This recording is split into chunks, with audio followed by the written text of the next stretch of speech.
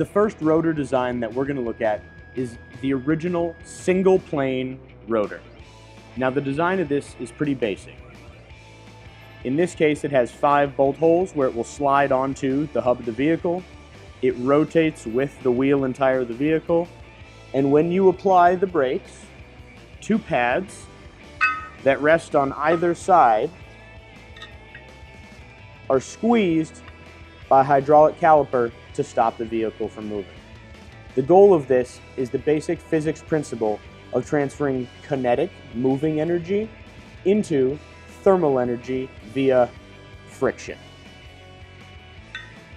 The way these systems wear out, your brake pads themselves have a thickness of typically 5 to 10 millimeters.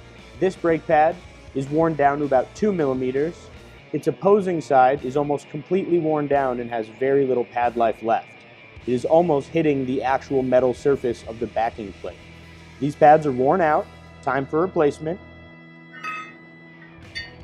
When they sit against the rotor, because they don't sit perfectly across the entire height of the rotor, they will eat directly into it, which is where we see this nice shiny surface.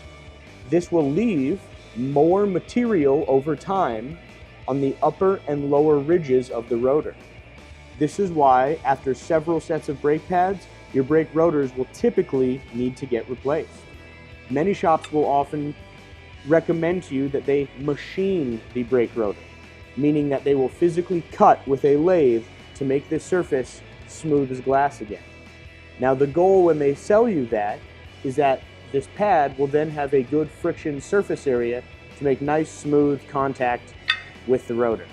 The downside of this, however, is very significant and twofold. First and foremost, by reducing the thickness of the brake rotor, the pads themselves, where they attach, must sit further into the rotor itself. This means the hydraulic caliper that physically squeezes them together has to extend further than its normal range of motion. That means that the caliper can overextend and potentially damage the caliper, and it also means that your brake pedal will sit slightly lower to the floor as the system has not been returned to its original position. Last but not least, but definitely the most significant, when material is removed from this rotor, it loses mass. Brake rotors are designed to be heavy. The goal is for these to hold as much heat as possible. So when you're coming down the mountains and you hit the brakes and these get nice and hot, the more mass there is here to disperse that heat, the greater the brake rotor is to resisting vibration from warping.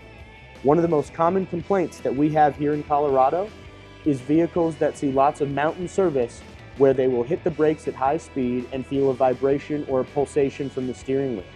This is non-reversible damage caused by warping the rotors. We often see this on vehicles after the rotors have been machined and have less material on them. At Saul's Automotive, we only replace rotors because we seek your safety in mind no matter what. We are more than happy to get a look at the pads, calipers, rotors, the hardware, and any associated pieces of the brakes on your vehicle. The brakes are one of the largest safety systems, and we take them very seriously here. If you need a free brake inspection at any time, please feel free to stop by.